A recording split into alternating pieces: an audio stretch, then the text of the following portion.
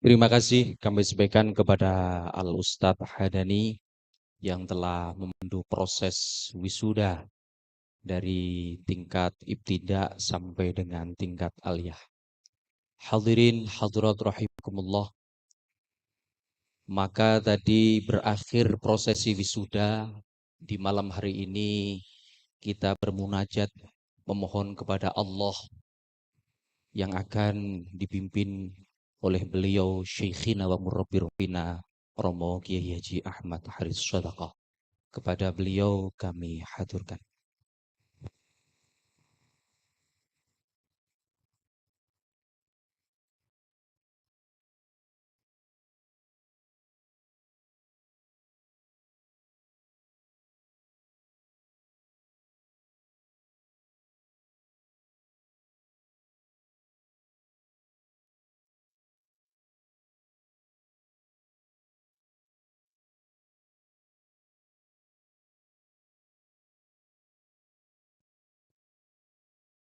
Assalamualaikum warahmatullahi wabarakatuh.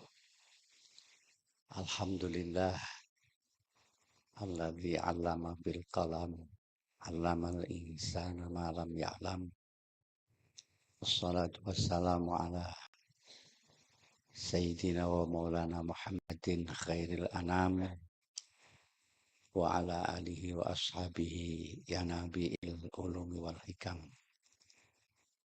Allahumma anfa'na bima 'allamtana wa 'allimna ma yanfa'una wa zidna ilma. Allahumma aftah alaina futuhal arifin bihikmatika wa ansyur alaina rahmataka wa dzakirna ma nasina ya dzal jalali wal ikram. Amma ba'du. Al muhtaramin, para alim, para bapak kiai, para sepuh bini sepuh, hadir di tengah-tengah kita Bapak Kepala Kelurahan Tlogo Sariwetan, Bapak yang mewakili dari Dan Ramil, dan para ustadz-ustadzah, para wali murid, para santri putra, santri putri, al-watoniyah, al-idkon, kulluhum ajmain, hafidhunallah wa iyyakum.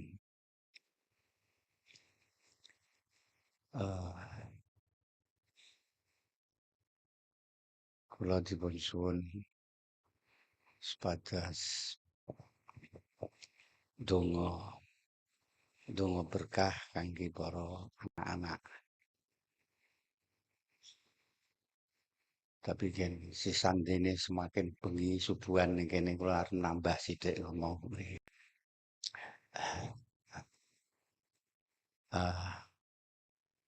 Seperti yang saya sampaikan, Rasulullah pernah bersabda bahwa ada dua hal yang keutamaannya tidak ada yang bisa melebihi dua hal tersebut. Pertama ialah al-iman billah. Yang kedua an-naf'u li ibadillah.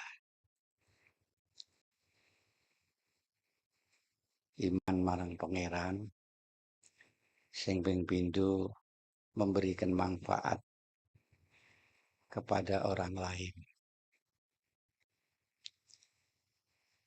Ya, artinya iman billah itu segala perilaku, baik ucapan, tindakan,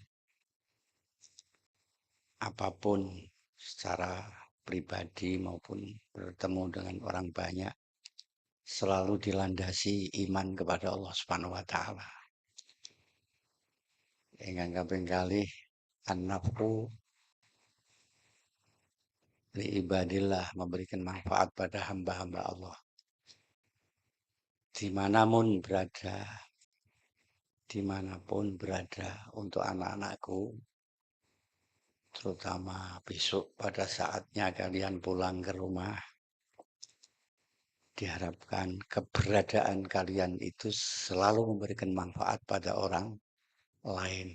Ini orang yang paling utama yang tidak ada lebih utama daripada itu. Misalnya nanti akan menjadi kepala keluarga. Jadilah kepala keluarga yang bisa mengayomi, membawa ketenangan dan ketentraman di dalam rumah kalian. Misalnya sebagai seorang ibu yang bisa memberikan bimbingan, bisa memberikan contoh, bisa menenteramkan dan menenangkan hati para anak-anaknya. Misalnya sebagai tetangga sebelahmu dan seterusnya,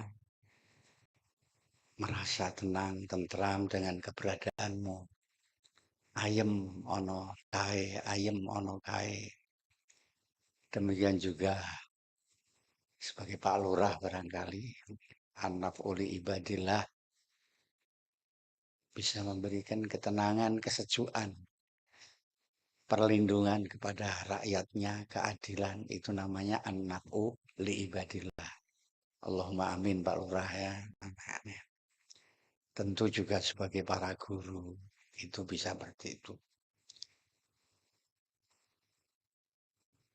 Demikian juga sebaliknya, tidak ada dua hal yang sangat buruk, yang tidak ada yang melebihi keburukannya, yaitu asyirku billah, al-durru li ibadillah, menyekutukan Allah dan selalu membuat resah, membuat gelisah kepada hamba-hamba Allah. Nauzubillah. Saya mohon untuk ini diingat-ingat betul pada santri-santri. Jadi keberadaan kalian itu terutama jangan sampai akidah keimanan sampai luntur dalam kondisi apapun. Yang kedua, jangan sampai membuat gelisah resah kepada siapapun.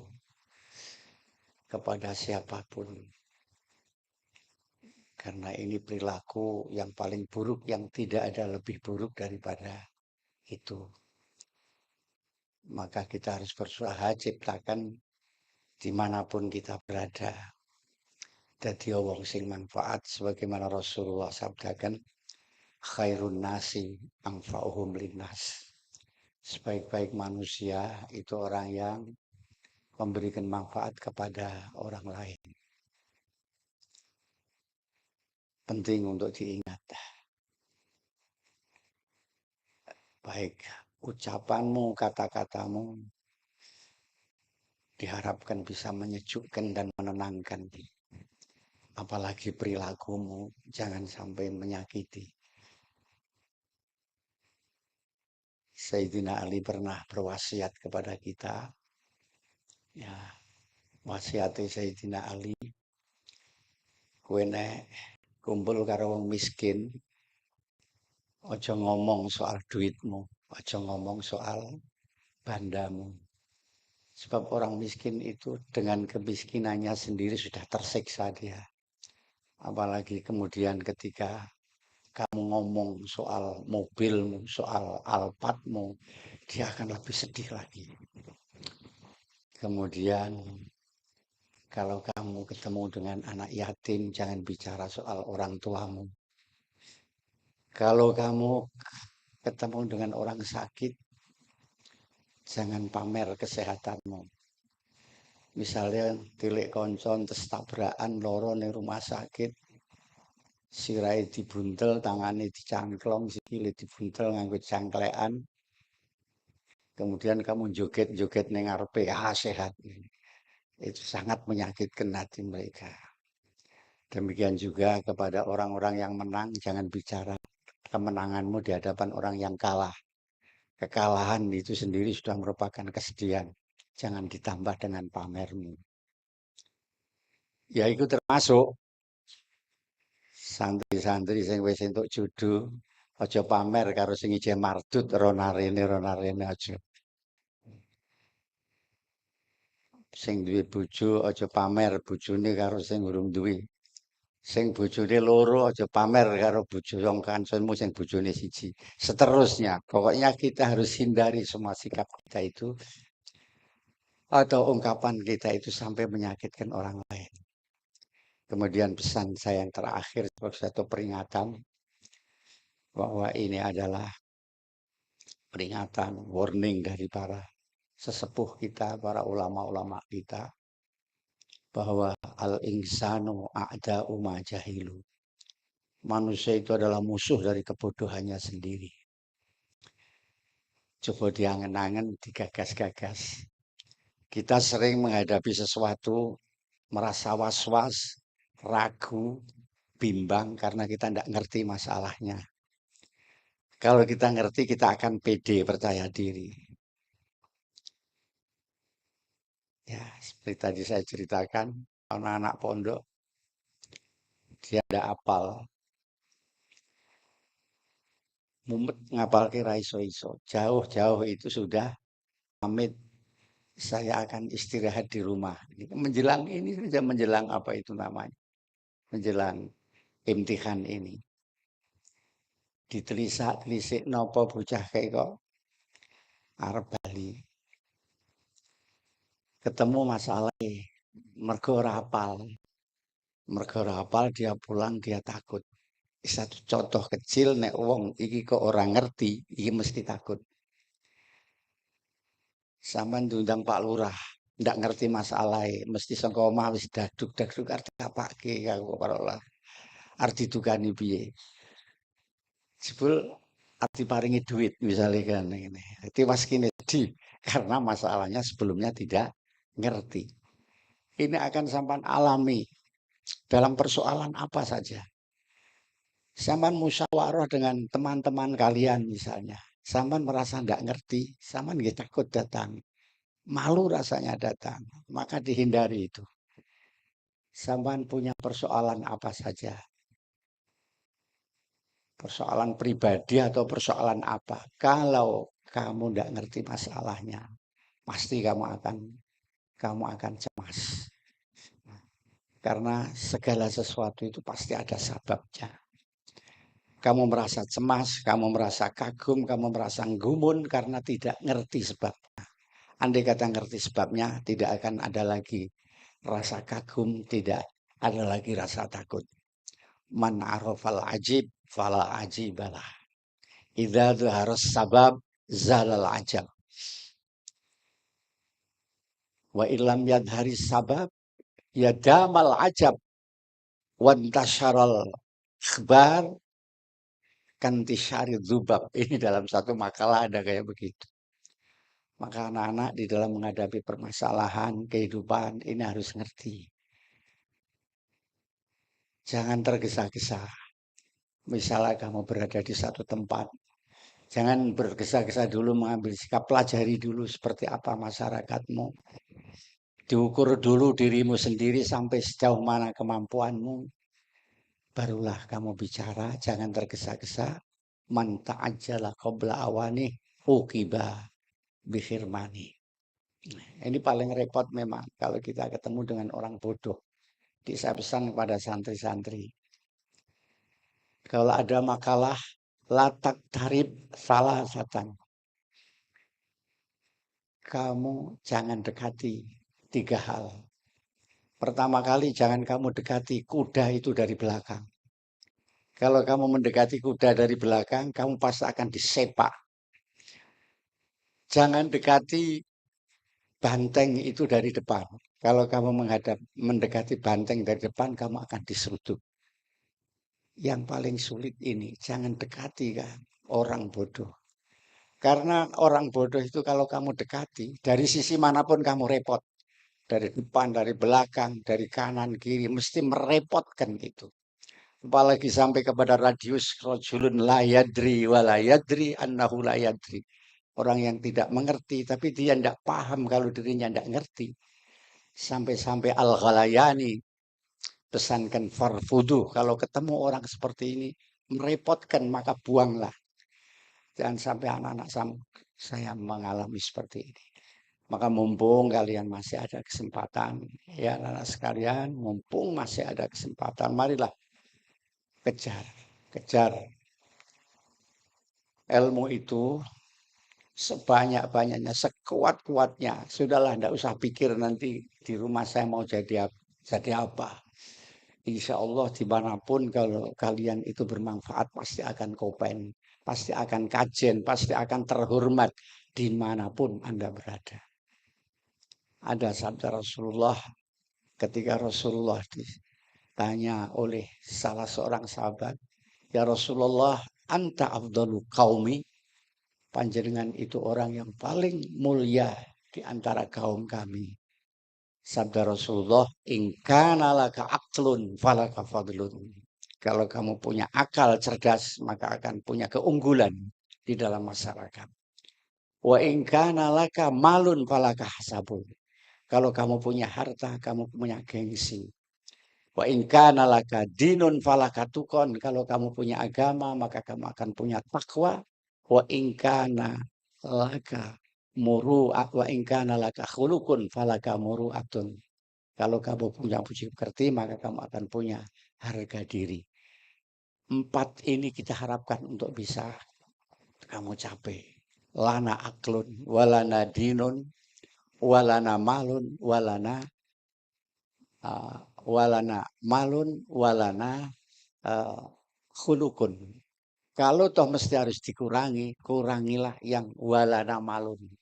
Karena walana malun itu tidak begitu penting. Yang penting adalah harga diri. Karena punya akhlak, punya kecerdasan akal, dan kemudian punya agama. Saya doakan mudah-mudahan anak-anak saya dilindungi oleh Allah Ta'ala dimanapun berada. Ya, ilmu berkah, ilmu manfaat, diberi kemudahan oleh Allah, diberi sing wedok-wedok dikai judu sing iso ngemong ya. Nah, yang pengertian yang bisa ngemong. Kalau sama-sama dapat anak pondok itu insya Allah cetha iso ngomong.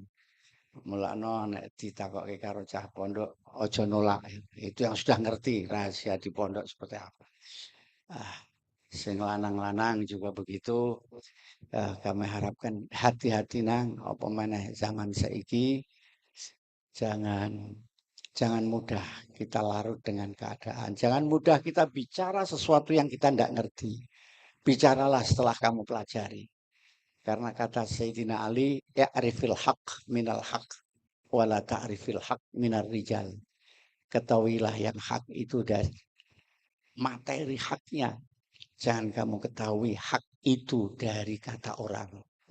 Bahkan sekarang dari kata ulama sekalipun. Karena ya kondisi sekarang sudah betul-betul yaumun asir, hari yang sangat sulit. Naro hasanan malis hasanin. Kita melihat tampaknya itu bagus, padahal itu tidak bagus. Ada nukilan dari Imam Ghazali, fasadur ra'iyah bifasadil muluk.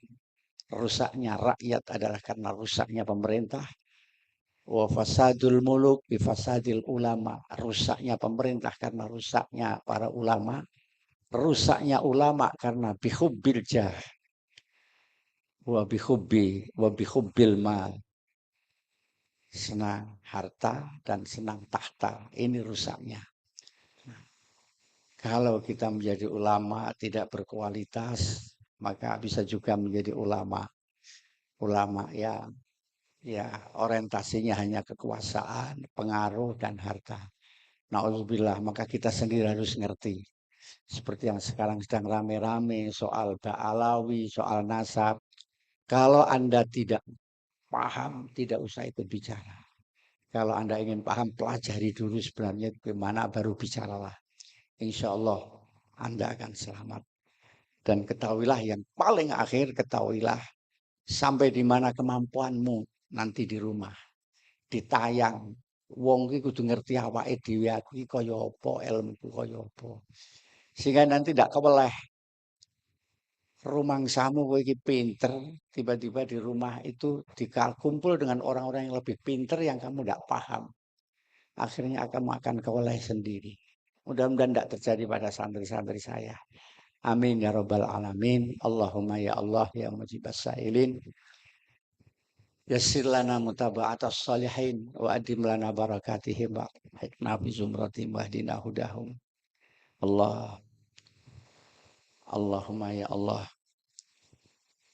aghdina bil ilmi wa zayyinna bil khilmi wa akrimna bit taqwa wa jammilna bil afiyah. Allah ya mukhawwilal khawli wal ahwal hawwil halana ila ahsani hal. Na'udzubika min ilmin la yanfa'u wa qalbin la yakhsha'u wa du'ain la yusma'. Allahumma aslih lana dinana alladhi huwa ismatu amrina wa aslih lana dunyana allati fiha ma'ashuna wa aslih lana akhiratana allati ilaiha ma'aduna waj'alil hayata ziyadatan fi kulli khair. Wa sallallahu ala sayyidina Muhammadin nabiyil ummi wa ala alihi wa sahbihi wa baraka wa sallama walhamdulillahi rabbil alamin. Assalamualaikum warahmatullahi wabarakatuh.